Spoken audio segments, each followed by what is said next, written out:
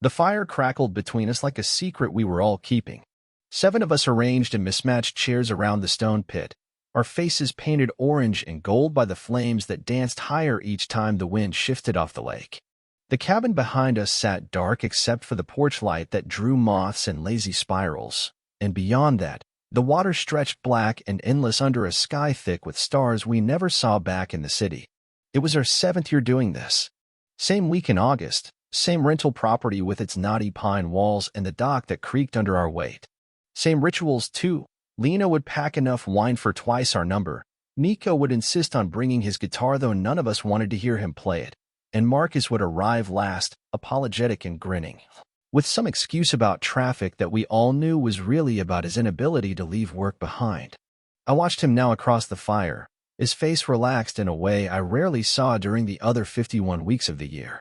He was telling some story about his neighbor's cat, using his hands the way he always did when he'd had enough wine to forget to be self-conscious. Amber was laughing so hard she was crying, and Tasha had her head thrown back, her Portland pale skin catching the firelight. Even Bryce had put down his phone, which felt like a minor miracle. This was the part of the night I loved most. Not the daytime activities, the hiking and the swimming, and the elaborate meals we cooked together, but this. When the sun disappeared and the wine loosened our tongues and we remembered why we'd been friends for over a decade. When we could almost pretend we were still 22 and that nothing fundamental had changed between us. But things had changed. Of course they had. Lena and Bryce were married now, had been for 3 years, and sometimes I caught them having entire conversations with just their eyes. Nico was working on his 2nd divorce, though he talked about it like it was a project he was managing rather than a life falling apart. Tasha lived across the country now, flew in for this week and maybe one other time each year. Amber had gotten serious about someone she met at work, though she was careful not to talk about him too much around the rest of us. And Marcus, who texted me every morning and called me when he couldn't sleep and knew that I took my coffee black but liked 1 sugar in my tea. Marcus, who had never, in all our years of friendship, brought anyone to these trips, who deflected questions about his dating life with jokes and subject changes that were so smooth you almost didn't notice them happening. The fire popped, sending sparks up into the darkness, and I realized Tasha was talking to me. Something about my summer break, about whether I was working on anything creative. I taught high school English, had for almost 8 years now, and every summer someone asked if I was writing the great American novel. I gave her my standard answer about reading more than writing, about how I spent my summers catching up on all the books I wanted to assign but never had time for during the school year. It wasn't entirely a lie. I did read voraciously when school was out. But I also wrote, fragments mostly, pieces of things that never became whole. Poems about longing and essays about the space between what we want and what we allow ourselves to have. Nothing I would ever show anyone. Nothing I would ever show him.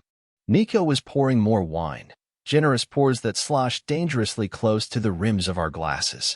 We were well past the point of responsible consumption, but nobody seemed to care. Tomorrow was our last full day, and there was something about endings that made us all want to hold on a little tighter, drink a little deeper, stay up a little later. The conversation meandered the way it always did when we were like this. Work stories and family drama and half-remembered gossip about people we used to know. Amber was in the middle of telling us about her sister's wedding when Nico interrupted with that particular brand of mischief that only emerged when he'd been drinking. He leaned forward in his chair, elbows on his knees, and grinned at us with the look of someone about to suggest something terrible. We all knew that look. It was the same one he'd worn in college when he convinced us to sneak into the campus pool at midnight or when he dared Marcus to ask out that girl in our comparative literature class. "Okay," he said, "I have a question for everyone." "A game, really?" Tasha groaned. The last time Nico had suggested a game, we'd ended up playing Truth or Dare until 3 in the morning, and she'd had to call in sick to work the next Monday because she was so hungover. No, this is different," he insisted. "It's just a question. One question, and then we can go back to talking about Amber's sister's terrible wedding DJ." Lena and Bryce exchanged one of their looks. Marcus was smiling, but I could see something cautious in his eyes. Amber was already shaking her head, but she was smiling too. We were all helpless against Nico when he got like this. We always had been. "Fine," Amber said. "But if this ends with someone crying or puking in the lake, I'm holding you personally responsible. Nico raised his hands in mock surrender. It's just a hypothetical, he said. Very mature. Very philosophical. That made us all laugh, because Nico's idea of mature and philosophical was usually anything but. Okay, he said, settling back in his chair and taking a sip of wine. Here's the question. If you had to sleep with someone from this group, just one person, and it had to be someone here, who would it be? The silence that followed was immediate and absolute. Even the fire seemed to quiet, the crackling reduced to a whisper. I could hear the lake lapping against the dock, the distant call of some night bird, the sound of my own heart hammering against my ribs. Nico, Lena said, her voice carrying a warning that he either didn't hear or chose to ignore. Come on, he said.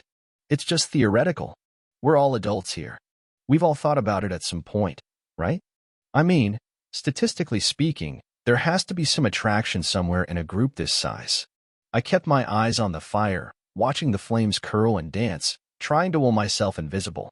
This was the kind of moment I dreaded, when the conversation turned toward territory I couldn't navigate without revealing too much.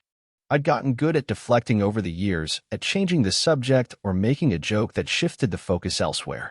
But there was something about Nico's tone, about the way everyone was looking around the circle now, that told me this wasn't going to be easy to escape. Tasha was the first to answer, probably because she'd always been the most comfortable with this kind of thing. Amber, she said without hesitation. Obviously. I mean, have you seen her cheekbones? Amber laughed, a genuine sound that seemed to break some of the tension. Why, thank you, she said. Though I feel like I should point out that you've seen me first thing in the morning on this trip, and you definitely haven't seen my cheekbones then. The conversation started to flow again, each answer met with laughter or mock outrage or good-natured teasing. Bryce said Lena, which earned him a kiss from his wife and booze from everyone else for being boring. Lena surprised us all by saying Tasha, which made Tasha blush in a way I hadn't seen since college. Amber picked Marcus, which made him duck his head and grin, and then Marcus said Amber right back, which seemed safe and expected and made everyone laugh. And then they were all looking at me. I felt the weight of their attention like a physical thing, pressing down on my chest and making it hard to breathe. The fire was too hot suddenly, the wine too warm in my mouth. I wanted to make a joke, to deflect the way I always did, but my mind had gone completely blank. Come on, Jonah, Nico said. Your turn. Pass, I said, trying to make my voice light. I'm not playing. But they weren't going to let me off that easy. They never did. Tasha was shaking her head, and Amber was giving me that look she got when she thought I was being unnecessarily difficult. Even Lena was smiling, waiting. You can't pass, Marcus said, and there was something in his voice I couldn't identify. Everyone else answered. It's only fair. I looked at him across the fire, this person who had been my closest friend for more than a decade, who knew me better than anyone and yet didn't know me at all. His face was serious now, the easy laughter gone, and I had the strangest feeling that he was asking me something more than what Nico had originally posed. The seconds stretched between us while I tried to find words that wouldn't change everything. But maybe everything was already changing.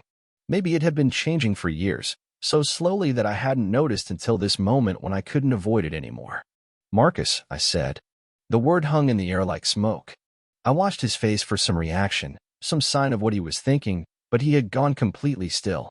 Around us, the others erupted, Nico whooping with delight, Tasha clapping her hands, Amber making some comment about how she always knew there was something there. But Marcus just stared at me, his expression unreadable, like he was trying to solve a puzzle he couldn't quite figure out. And then, after what felt like hours but was probably only seconds, he laughed. A sound that was almost normal, almost the same laugh I'd been hearing for years, but not quite. Something was different about it, something that made my stomach clench with a feeling I couldn't name. The conversation moved on, the way conversations do, flowing toward other topics and other jokes. But I couldn't follow it anymore. I sat there holding my wine glass, feeling the heat of the fire on my face and the cool night air on my back, and tried to pretend that nothing fundamental had just shifted between us. Later, after the fire had burned down to embers and everyone else had gone inside, I found myself standing alone on the porch. I'd taken a cigarette from Nico's pack, something I never did, something I hadn't done since college, and I held it between my fingers without lighting it, just feeling the weight of it, the promise of some. In early November, casual in the way our plans had become since that night, he'd slept on my couch. Marcus texted me during my last period, while I was helping a student work through an essay about identity in The Great Gatsby, asking if I wanted to come over for dinner and a movie. Nothing unusual about the request. We'd been spending more evenings together than apart lately, but something in the timing felt different, more deliberate. I found myself saying yes before I'd fully processed the question, then spending the rest of the afternoon wondering why this particular invitation felt weighted with significance. Maybe it was the way he'd phrased it, dinner and a movie at his place rather than our usual pattern of meeting somewhere neutral. Or maybe it was the growing sense that every interaction between us lately carried the potential for something to shift, some unspoken boundary to be crossed. His apartment was in Wicker Park, a converted loft with exposed brick walls and windows that faced west toward downtown. I'd been there hundreds of times over the years, but walking up the familiar stairs that evening, I felt the same nervous energy I'd experienced that night at the bar when he'd asked if I was serious. Like something important was about to happen, even if neither of us had planned it. Marcus answered the door wearing dark jeans and a gray sweater that I recognized as one of his favorites, the fabric soft from years of washing. His hair looked like he'd run his hands through it, and there was something about his expression, anticipatory, maybe, or carefully neutral, that made me study his face more closely than usual. "Come in," he said, stepping aside to let me pass, and I caught the familiar scent of his cologne mixed with something cooking in the kitchen. He'd made pasta, he explained, leading me toward the dining area where he'd set the small table with actual napkins and wine glasses that weren't the mismatched collection he usually pulled from his cabinets. The effort felt significant, though I couldn't have said why. We ate dinner with the kind of easy conversation we'd perfected over years of shared meals, but underneath the familiar rhythm, I could sense something different. Marcus seemed more attentive than usual, asking follow-up questions about things I mentioned, laughing at jokes that weren't particularly funny, refilling my wine glass before it was empty. It felt like he was nervous, though I couldn't imagine what he had to be nervous about. After we'd cleared the dishes and opened a second bottle of wine, he suggested we watch something. I followed him to the living room, where he'd arranged the couch cushions and brought out the throw blankets we'd need now that the November evenings had turned cold. The television was already on, Netflix opened to a list of films I didn't recognize. "I was thinking something foreign," he said, scrolling through options with what seemed like deliberate casualness. "You know how I've been trying to watch more international cinema. There's this French film I've heard good things about." I settled into the corner of the couch while he continued searching, pulling one of the soft blankets over my legs and watching him navigate through what seemed like an unusually extensive selection process. For someone who'd suggested we watch something, he was taking a long time to choose, reading descriptions and watching trailers with more attention than the decision seemed to warrant. Finally, he selected something called Close, a drama about friendship and identity that had won awards at film festivals I'd never heard of. The description was vague, something about two boys whose relationship changes as they grow up. But Marcus seemed satisfied with the choice, settling onto the couch beside me with enough space between us to be proper, but close enough that I could feel the warmth radiating from his body. The film began quietly, establishing its characters with the kind of patient pacing that made American movies feel frantic by comparison. Two teenage boys, best friends who spent every moment together, swimming and biking and sharing the kind of easy intimacy that felt both innocent and charged with meaning. I found myself drawn into their world. The way the camera captured the weight of unspoken feelings, the particular ache of wanting something you couldn't name. Beside me, Marcus was unusually still.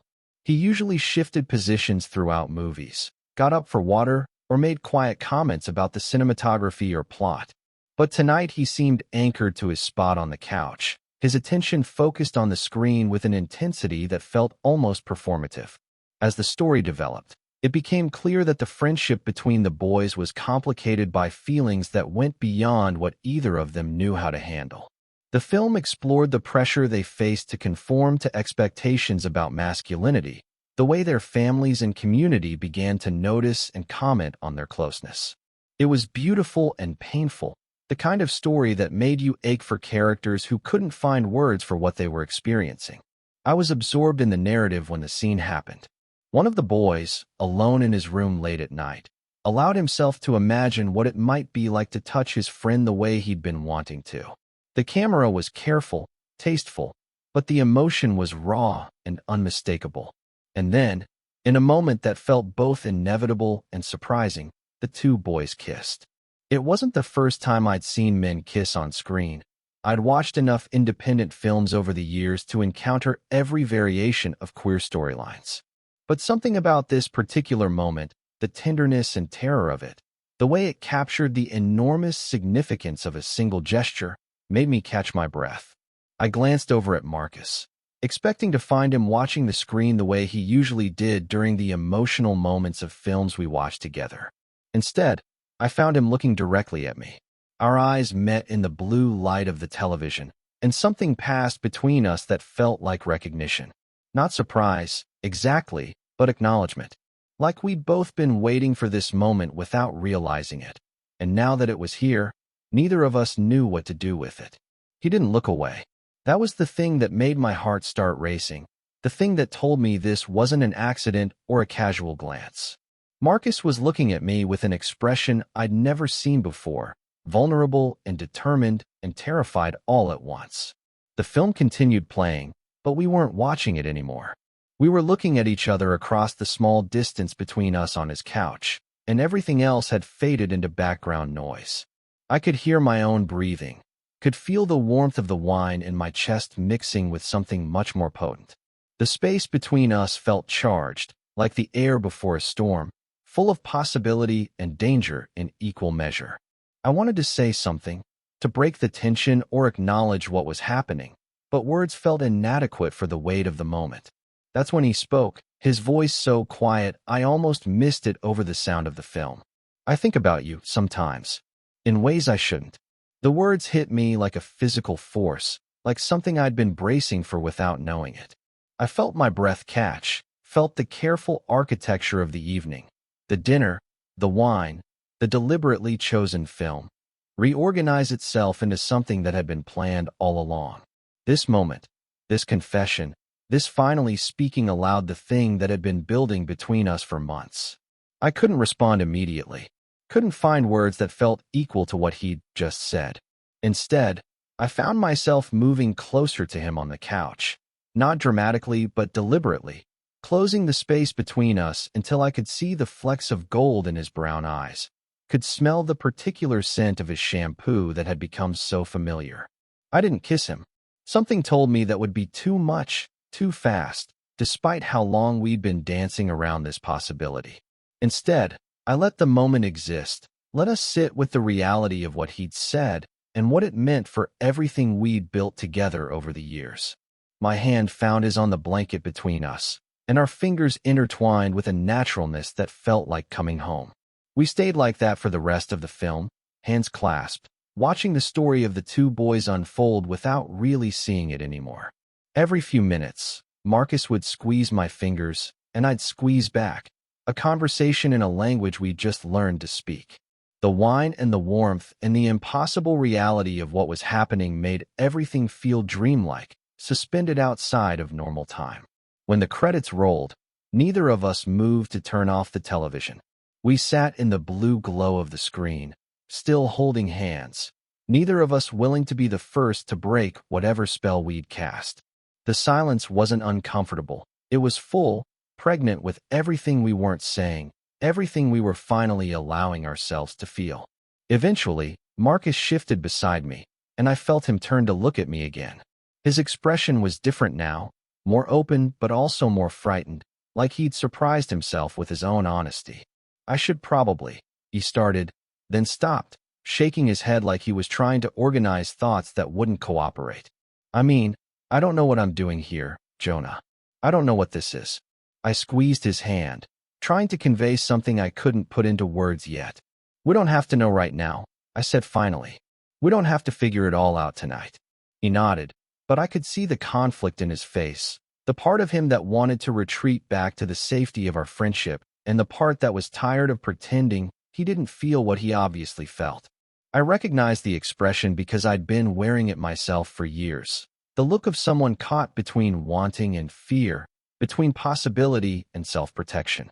I should use the bathroom, he said finally, releasing my hand and standing up from the couch with movements that seemed more careful than usual.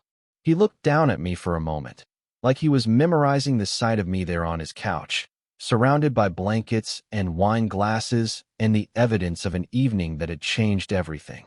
"I'll be right back," he said, and there was something in his voice that suggested he was reassuring himself as much as me.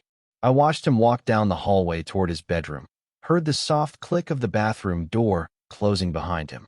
Alone in his living room, I tried to process what had just happened, what it meant that Marcus had chosen this particular film, had created this particular evening, had finally said the words I'd been hoping to hear for longer than I could remember.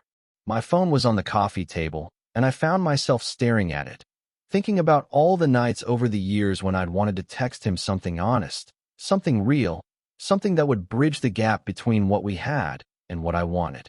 All the almost moments when I'd typed messages I never sent, deleted words that felt too dangerous to leave in the permanent record of our friendship. From down the hallway, I could hear the sound of running water, Marcus moving around in the bathroom with what seemed like deliberate slowness. I imagined him standing at the sink, looking at himself in the mirror, trying to understand what he'd just set in motion. The Marcus I knew was careful with decisions that couldn't be undone, methodical about anything that might change the fundamental structure of his life. Tonight felt like an exception to everything I knew about how he moved through the world. When he came back to the living room, his hair was damp like he'd splashed water on his face, and his expression was more guarded than it had been before.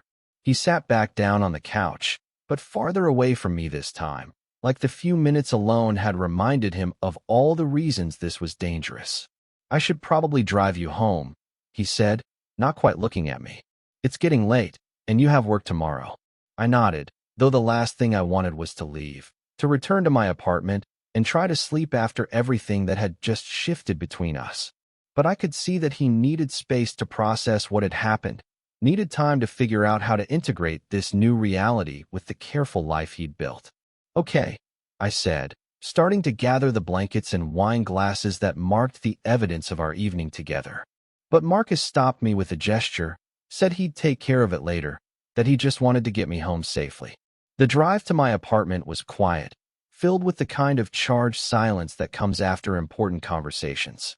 Marcus had his hands gripped tightly on the steering wheel, and I found myself watching his profile in the dashboard light, memorizing the line of his jaw, the way his brow furrowed when he was concentrating.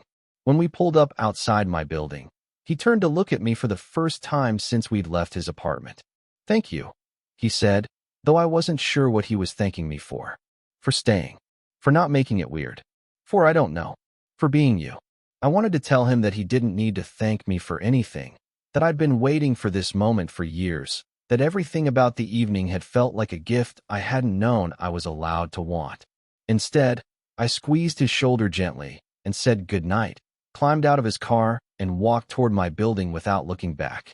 But I could feel him watching me go, could sense him sitting in his car outside my building for longer than it took me to unlock the front door and climb the stairs to my apartment. When I finally looked out my window, he was still there, a silhouette behind the wheel, and I had the strangest feeling that he was trying to decide whether to stay or go, whether to treat tonight as the beginning of something or a mistake that needed to be contained. I turned off my lights and went to bed, but I didn't sleep. I lay in the darkness thinking about the way he'd looked at me during that scene in the film, the quiet intensity of his confession, the feeling of his hand in mine. Something fundamental had shifted between us. Some boundary we'd been carefully maintaining for years had finally been crossed. The question now was whether we'd both be brave enough to keep moving forward, or whether the fear of changing what we had would send us retreating back to the safe territory of friendship. I thought about Marcus in his bathroom, looking at himself in the mirror, probably thinking the same thing. Both of us standing on the edge of something that could be beautiful or devastating, depending on whether we were willing to jump together. Outside my window, the city continued its late-night rhythms, but inside my apartment, everything felt different. I had finally heard the words I'd been hoping for, had finally felt Marcus's hand in mine in a context that meant something more than friendship. Whether that would be enough, whether it would lead somewhere or remain a single perfect moment suspended in time, I didn't know yet. But for the first time in years, I fell asleep thinking about possibilities instead of limitations, about what we might find together instead of what I was afraid to lose.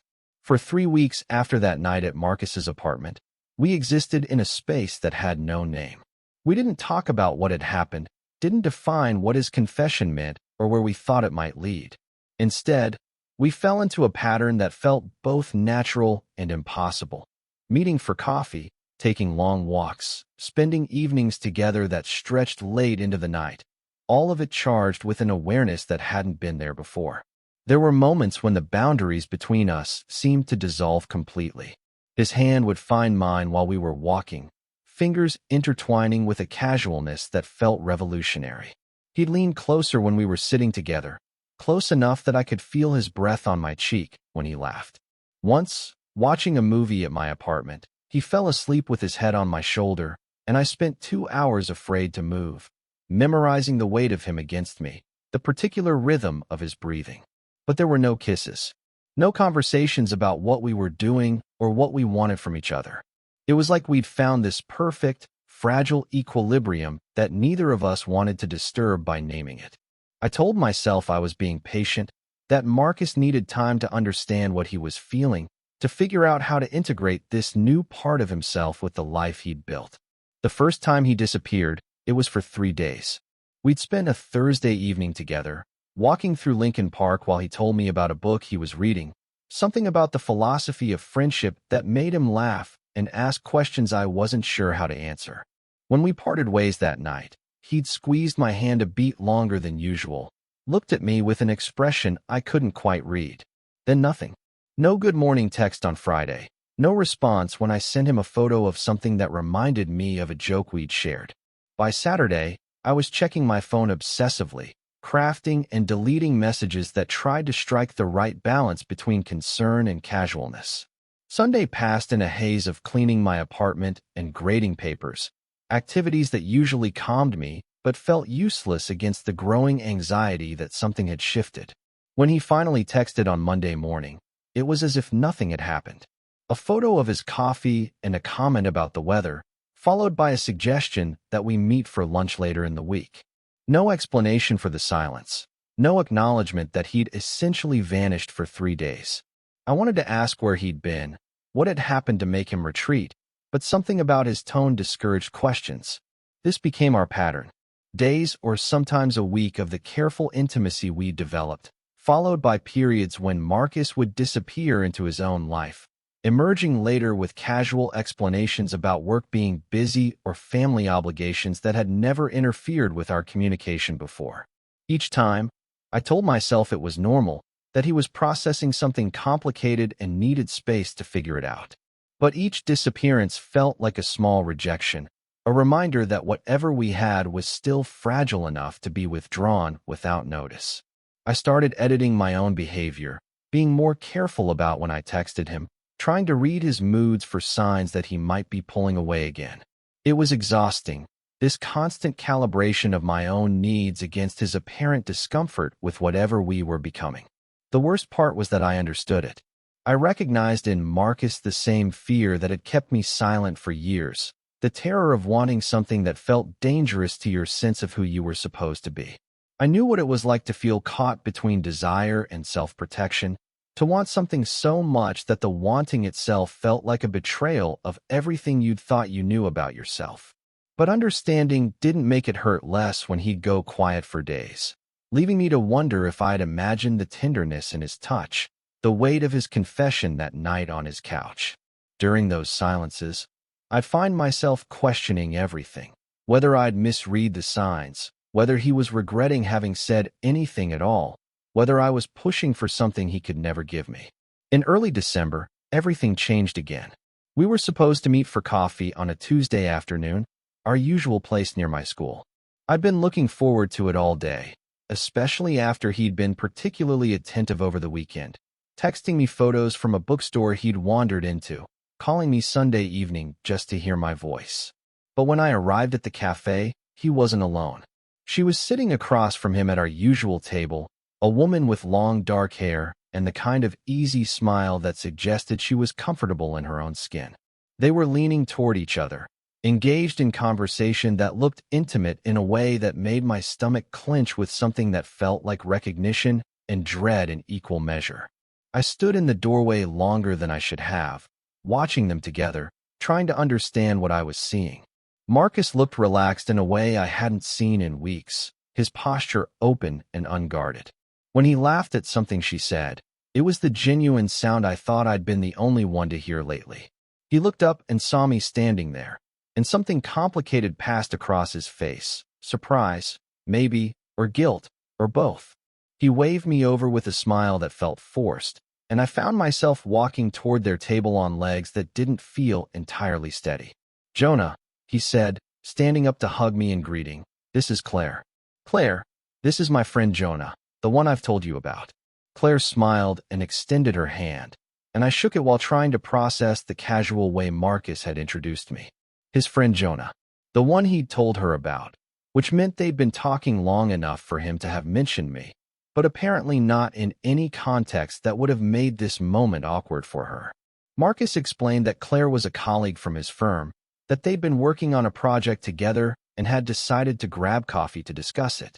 The explanation felt rehearsed, too detailed in the way that lies often are, but Claire nodded along as if this was exactly what had happened. I stayed for 10 minutes, making polite conversation about work and the weather while watching Marcus manage the situation with a skill that suggested he'd been practicing. He was careful to include me in the conversation, but not too much, treating me exactly like what he'd claimed I was, a friend who'd happened to run into them. Nothing more significant than that. When I finally excused myself, claiming I had papers to grade, Marcus hugged me goodbye with the same casualness he'd shown when I arrived.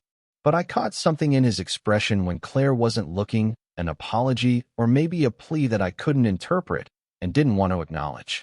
I walked home through the December cold, my mind spinning with questions I didn't want to examine too closely. Who was Claire really? How long had Marcus been seeing her? And why had he never mentioned her to me, especially given how much closer we'd become since that night in his apartment? The answers came 3 weeks later, at Lena and Bryce's annual holiday party. I'd been dreading the evening all week, ever since Marcus had mentioned that he was bringing someone. He'd been vague about who, just said he wanted the group to meet her, that it was time to introduce her to his friends. But I'd known, with the kind of sick certainty that comes from hoping you're wrong about something you're probably right about.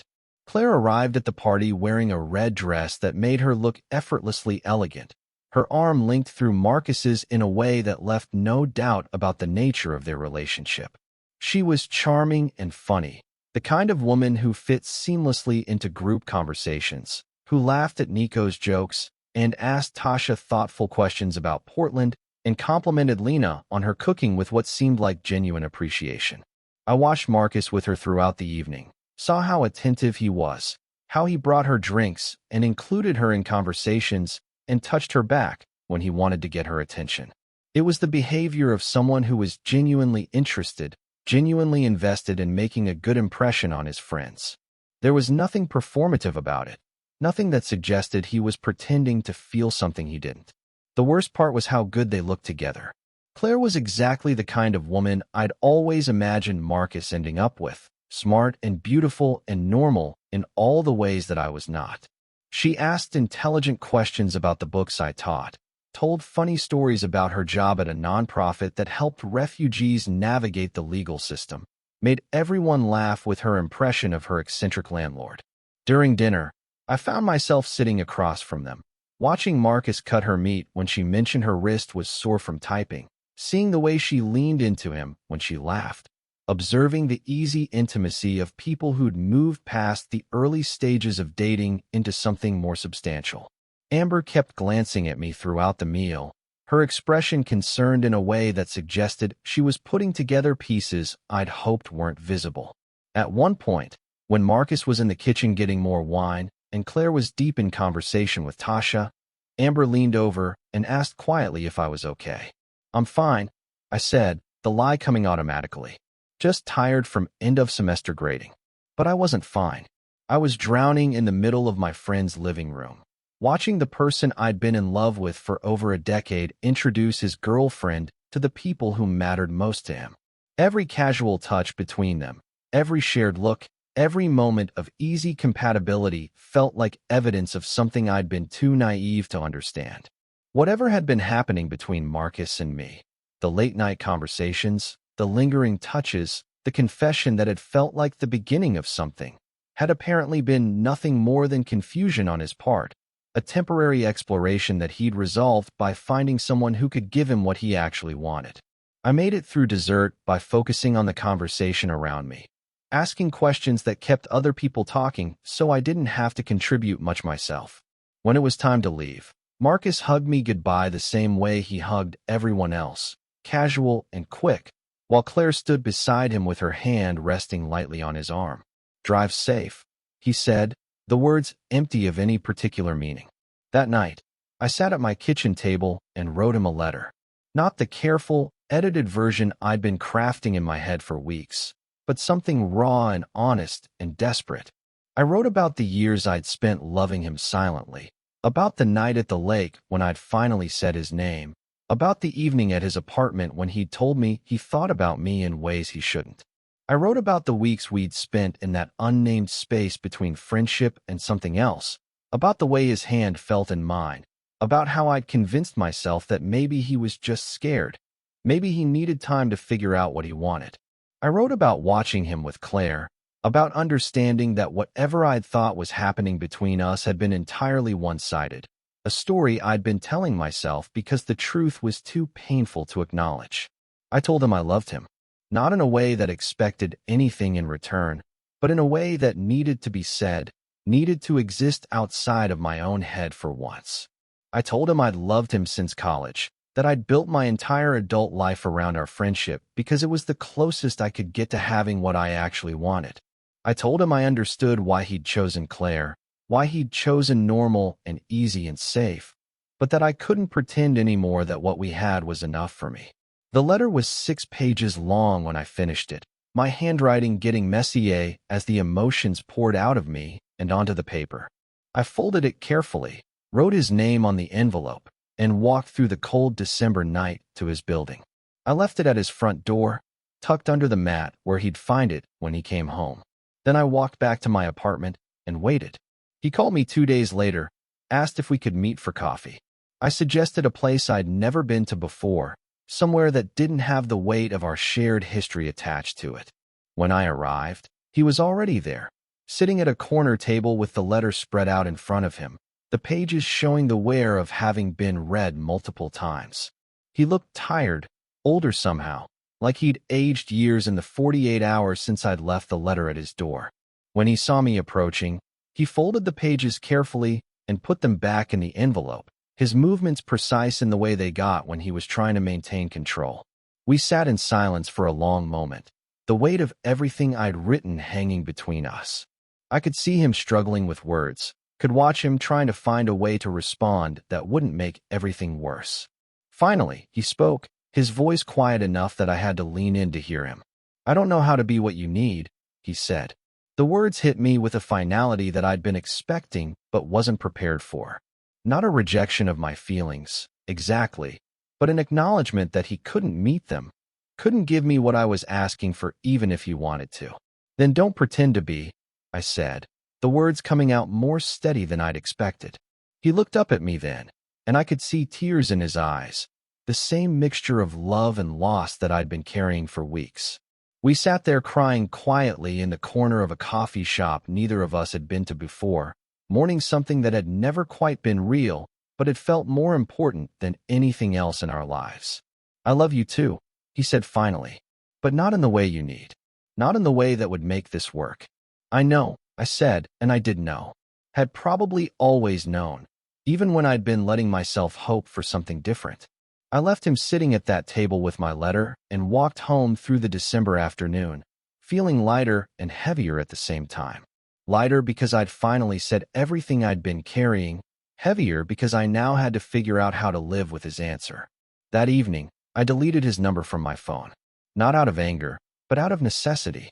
I knew myself well enough to know that I'd keep reaching for him if the option was available, keep hoping for something that would never materialize. For the first time in over a decade, I went to sleep without sending Marcus a goodnight text, without checking to see if he'd sent me one. The silence felt profound and terrible and somehow necessary, like the end of something that had been beautiful but unsustainable, the kind of grief that comes not from losing what you had, but from finally accepting what you never could have. A year later, I was standing in front of my new classroom, watching 17 juniors and seniors file in for the first session of a course I'd never imagined I'd be brave enough to teach. Queer literature and hidden histories had been my proposal to the curriculum committee back in March, pitched as an exploration of marginalized voices in American literature. Principal Rodriguez had approved it immediately, saying the school needed more diverse offerings, that parents were asking for courses that reflected the full spectrum of human experience. I'd spent the summer reading everything I could find: James Baldwin and Audre Lorde, Ocean Vuong and Carmen Maria Machado, writers who'd found language for experiences I'd spent most of my life keeping silent. Preparing the syllabus had felt like archaeology, uncovering parts of myself I'd buried so deep I'd forgotten they existed. For the first time in my teaching career, I was bringing my whole self into the classroom, not just the careful, neutral version I'd perfected over the years. The students were curious, engaged in ways I hadn't expected. They asked questions that cut straight to the heart of things, about identity and belonging, about the courage it took to write truth when truth was dangerous, about what it meant to live authentically in a world that often punished authenticity. Their openness surprised me. The way they talked about sexuality and gender and love with a matter-of-factness that my generation had never been allowed. One student, Maya, stayed after class the third week to tell me that reading Giovanni's Room had helped her understand something about herself she'd been struggling to name. Another, Tyler, wrote an essay about his own coming out that was so honest and raw it made me cry in the empty classroom after everyone had left. These moments felt like small revolutions, like proof that speaking truth could create space for other people to find their own voices. The other teachers had noticed the change in me too. I'd started eating lunch in the faculty lounge instead of hiding in my classroom, joining conversations about weekend plans and dating disasters with a comfort I'd never felt before. When Dr. Peterson from the history department asked if I was seeing anyone, I found myself saying that I was single but open to possibilities, words that felt both simple and monumental. I wasn't dating anyone yet.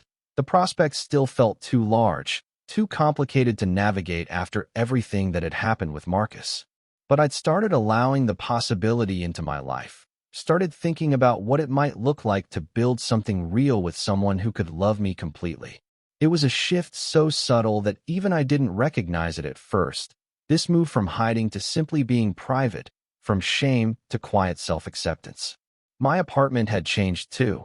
Small modifications that reflected who I was becoming rather than who I'd been afraid to be. Books by queer authors filled the shelves that had once held only safe, canonical literature. A rainbow flag hung in my bedroom window, small enough to be overlooked, but visible enough to matter. Photos from the past year, dinner with colleagues, a weekend trip to Madison I'd taken alone, pictures from my sister's wedding where I looked genuinely happy, had joined the carefully curated collection on my walls. The group had adjusted to my absence with the resilience that long friendships develop over time. I'd seen them twice since that December night when everything had ended with Marcus. Once at Amber's birthday party in February, where we'd managed an hour of careful normalcy before I'd made excuses about early mornings, and again at Nico's housewarming in July, where I'd stayed longer but felt like I was visiting a life I used to live rather than one I belonged to. Marcus hadn't been at either gathering. Amber had mentioned in passing that he and Claire were serious, that they'd moved in together in the spring, that she thought they might be headed toward engagement, though he hadn't said anything definitive. The information had hit me differently than I'd expected, not with the sharp pain I'd grown accustomed to, but with something closer to acceptance. A recognition that he was building the life he wanted, and that it was separate from anything we'd shared. I'd stopped checking his social media accounts sometime in the spring, deleted the apps from my phone during a moment of clarity when I realized that keeping track of his happiness was preventing me from finding my own. The urge to know what he was doing, who he was becoming, had faded gradually over the months, replaced by a focus on my own life that felt both foreign and necessary. That's why the postcard surprised me so much when I found it in my mailbox on a Tuesday evening in October, mixed in with bills and departmental announcements and a catalog I'd never requested. My name and address were written in handwriting I recognized immediately, though it took me several seconds to process what I was seeing. The front showed a photograph of Lake Michigan at sunset, all gold and pink reflections that looked like something from a dream. I turned it over with hands that weren't quite steady, though I couldn't have said whether that was from anticipation or dread. The message was brief, written in Marcus's careful script across the white space. I kept the letter. Nothing else. No signature, no return address, no explanation of why he'd chosen to tell me this now. Almost a year after I'd poured my heart out in 6 pages of desperate honesty. But somehow, those 4 words contained everything that needed to be said. I stood in my kitchen holding the postcard, reading those words over and over until they lost their meaning and then found it again. Marcus had kept my letter, had held on to it through months of building a life with someone else, through whatever internal reconciliation he'd needed to make between who he was and who he thought he should be. The gesture felt enormous and impossibly small at the same time. I carried the postcard to my bedroom and slipped it between the pages of a collection of poems by Richard Siken that I'd been reading slowly, savoring the way he wrote about desire and loss and the particular ache of loving someone who couldn't love you back. The book felt like the right place for Marcus's words to live, surrounded by language that understood the complexity of feelings that couldn't be resolved, only carried. That evening, instead of grading papers or planning lessons, I found myself walking, not with any particular destination in mind, just movement through the city that had become home in ways I was still discovering. The October air was crisp but not cold, carrying the smell of leaves and smoke and the particular energy that autumn brought to Chicago. I walked through Lincoln Park, past the zoo and the conservatory, past the spots where Marcus and I had wandered during those long conversations that had felt like the most important things in the world. The memories didn't hurt the way they once had. They existed now as part of my history rather than as wounds that kept reopening. I could acknowledge what we'd shared without needing it to be more than it was. Eventually, I found myself at the lake, the same body of water that stretched north all the way to the cabin where this story had really begun, where I'd first said his name out loud around a fire and watched everything change. But here, in the city, the lake felt different. Bigger somehow, more forgiving, like it had room for all the complicated feelings I'd been carrying. I sat on a bench facing the water and watched the sun begin its descent toward the horizon. There were other people around, joggers and dog walkers and couples holding hands, but they felt like background to the main event, which was just me and the lake and the slow recognition of how much had changed since that night at the cabin. A year ago, I'd been drowning in feelings I couldn't name, paralyzed by the fear of losing something I'd never really had. Tonight, I felt something I couldn't remember experiencing before, peace. Not the absence of wanting, but the presence of something larger. The knowledge that I'd survived the loss of my oldest friendship, had found ways to be honest about who I was, had built a life that felt authentic rather than safe. The sun touched the water, sending ripples of light across the surface that looked like scattered gold coins. I thought about Marcus reading my letter in some private moment, maybe when Claire was asleep or traveling for work, maybe in the early morning when the weight of secrets felt heaviest. I thought about him keeping it all these months, carrying my words the way I'd carried his confession from that night on his couch. There was something both heartbreaking and beautiful about the image. Marcus holding onto evidence of a love he couldn't return, preserving something that had mattered even if it couldn't be sustained. Maybe that was enough. Maybe knowing that my feelings had been real to him, had deserved to be kept rather than discarded, was a kind of closure I hadn't known I needed. As the light began to fade, I pulled out my phone and found myself scrolling through the photos from the past year. Maya's essay about finding herself in Baldwin's prose.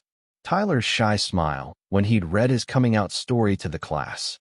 A picture from my sister's wedding where I looked genuinely happy, surrounded by family who'd accepted my quiet truth without making it into something it didn't need to be. I'd been alone for most of this year, in the technical sense. No romantic relationship, no great love story to replace the one I'd lost. But I hadn't been lonely. There was a difference I was only beginning to understand, between the isolation that came from hiding and the solitude that came from knowing yourself well enough to be comfortable in your own company. The lake stretched out in front of me, dark water reflecting the last light of the day. Somewhere out there, far to the north, was the cabin where our group still gathered every summer. I hadn't gone this year, had made excuses about summer teaching and family obligations that weren't entirely lies, but weren't the whole truth either. Maybe next year I'd be ready to sit around that fire again, to be part of conversations that didn't require me to hide essential parts of myself. Or maybe I'd find new traditions, new friends, new ways of being in the world that didn't require me to navigate the complicated aftermath of loving someone who couldn't love me back. Either way felt possible now, a luxury I'd never allowed myself before. The wind picked up off the water, carrying with it the promise of winter and the kind of change that comes with seasons turning. I stood up from the bench and took one last look at the lake, at the way the water moved in patterns that were both predictable and endlessly variable, and felt something settle in my chest that I recognized as acceptance. Not of loss, exactly, but of complexity. Of the truth that love doesn't always get to complete itself the way we hope it will. Of the possibility that being honest about who you are is more important than being loved for who you're not. Of the radical idea that a life built on truth, even when that truth is lonely, is still better than a life built on hiding. I walked home through the darkening city, past lit windows and busy restaurants, and all the evidence of other people living their own complicated lives. In my pocket, my phone buzzed with a text from one of my students, asking about extra credit opportunities, and I found myself smiling at the reminder that I had work that mattered, people who counted on me, purposes that extended beyond my own heart. At home, I made tea and sat at my kitchen table with papers to grade, essays about identity and belonging and the courage it takes to tell the truth. As I read, I thought about the letter I'd written to Marcus almost a year ago, about the words he'd chosen to keep, about the postcard that had traveled across the city to tell me that my honesty had mattered even when it couldn't be returned. Outside my window, Chicago settled into its evening rhythms, and I was part of it now in a way I'd never allowed myself to be before. Not hiding, not performing, just existing as myself in all my unfinished, imperfect humanity. It wasn't the love story I'd imagined for most of my adult life, but it was something else. A story about finding the courage to be seen, about building a life that could hold all the complicated truths of who I actually was. The papers could wait until tomorrow. Tonight, I sat in my kitchen with my tea and my quiet satisfaction, listening to the city breathe around me, grateful for the strange and difficult journey that had brought me here, to this moment, this peace, this version of myself that felt both new and finally, completely real.